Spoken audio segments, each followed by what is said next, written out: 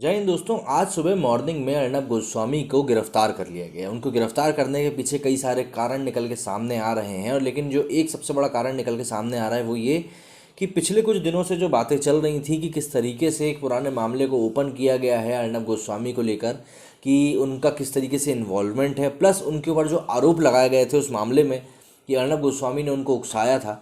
उन सारी बातों को लेकर लोगों के मन में एक जहन में ये सवाल ज़रूर उठ रहा है कि आखिर वो पूरा मामला था क्या जिसके तहत अर्नब गोस्वामी के ऊपर ये कार्रवाई की गई है।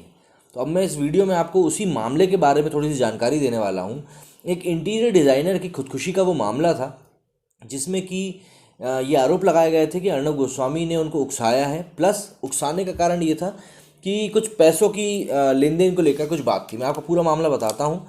अर्नब गोस्वामी और दो अन्य लोगों पर आरोप है कि उन्होंने अन्वय नाइक नाम के 53 वर्षीय एक इंटीरियर डिज़ाइनर को बकाया राशि नहीं दी थी, जिसके कारण उन्होंने कथित रूप से खुदकुशी कर ली। इंटीरियर डिज़ाइनर अन्वय नाइक की बेटी आज्ञा नाइक ने दावा किया था कि रायगढ़ जिले में अलीबाग पुलिस ने बकाया राशि ना दिए जाने के मामले में उचित कार्रवाई नहीं की थी, इसलिए अन्वय नाइक और उनकी मां को आत्महत्या का कदम उठाना पड़ा था। कथित तौर पर अन्वय नाइक द्वारा लिखे गए सुसाइड नोट में कहा गया था कि आरोपियों ने उनके 5 करोड़ 40 लाख रुपए का भुगतान नहीं किया था, इसलिए उन्हें आत्महत्या का कदम उठाना पड़ा। रिपब्लिक टीवी ने आरोपों को हालांकि खारिज किया था। इसी मामले में अर्नब गोस्वामी को आज हिरासत में लिया गया है। देखिए, वैसे बात तो मुद्दे की ये है कि जब हमारे देश में कुछ इस तरह के कदम उठाने होते हैं तो कई बार ऐसा देखा गया कि पुराने मामलों को खोला जाता है। जैसे कि अभी यूपी में मुख्तार अंसारी के साथ भी यही चीज़ हुई।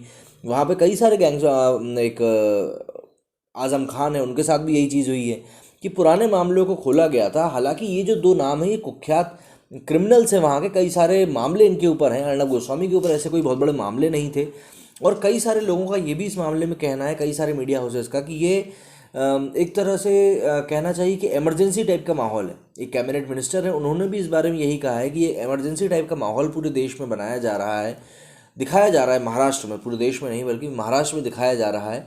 और एएनआई ने ट्वीट करते हुए लिखा है कि Mumbai police enters Republic TV editor Arnab Goswami's residence and attempts to detain him. Arnab Goswami says he has been physically assaulted by Mumbai police. Arnab Goswami ने बताया कि इस तरीके से उनके बेटे के ऊपर भी इस तरह से हाथ उठाने की कोशिश की गई। उनके माता पिता घर में थे, सास ससुर घर में थे, उनको उनसे बात नहीं करने दी गई, दवाई नहीं खाने दी गई। कई तरह की बातें हैं अब जो निकल के सामने आ रही हैं, लेकिन जो पुराना मामला है रायगढ़ का वो निकल के सामने यही आया है कि अर्नब के ऊपर उसी मामले में अमेंडमेंट ऑफ सुसाइड का मामला दर्ज किया गया है और धारा 306 के तहत उनके ऊपर केस बनाया जाएगा। अब देखना ये होगा कि अर्नब गोस्वामी को कितनी जल्दी इस मामले में बेल मिल पाती है, क्योंकि कई सारे कारण हैं जो धीरे धीरे और निकल के सामने आना शुरू हो जाएंगे। लेकिन इसके पहले भी इस मामले में पूरी एक बार जांच हो चुकी है इसी रायगढ़ के मामले में, और तब अर्नब के खिलाफ कुछ सबूत नहीं मिले थे।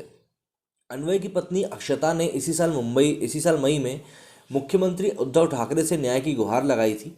हालांकि रायगढ़ के तब के एसपी अनिल पारस्कर के मुताबिक इस मामले की छानबीन के बाद आरोपियों के खिलाफ, जिनके खिलाफ आरोप लगाए गए थे, जिनमें से कि एक अर्नब गोस्वामी भी थे, उनके खिलाफ कोई भी बड़ा सबूत के कोई भी सबूत नहीं मिला था। पुलिस ने कोर्ट में रिपोर्ट भी दाखिल कर दी थी।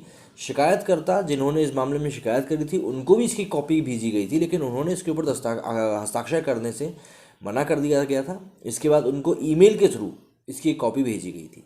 तो इस मामले में एक पुलिस की टीम पूरा ये केस की छानबीन करके इस केस को बंद कर चुकी थी, और अब इस केस को दोबारा खोला गया है, जिसके तहत अर्नब गोस्वामी की गिरफ्तारी हुई है। तो अब देखना पड़ेगा क्या डेवलपमेंट निकल के सामने आता है। और कई लोग इस एक घटना को फांसीवाद की तरफ जाती हुई सरकार भी कह रहे हैं, प्लस ये भी कह रहे हैं कि पिछले कुछ समय में जो घटनाएं हुई हैं उसमें जिस तरीके से महाराष्ट्र सरकार ने रिएक्ट किया है उसको लेकर ये भी कहा जा रहा है कि ये अपने ही लिए गड्ढा खोदने का काम कर रहा है। मेरे वीडियो में बस इतना ही। जय हिंद, जय भारत।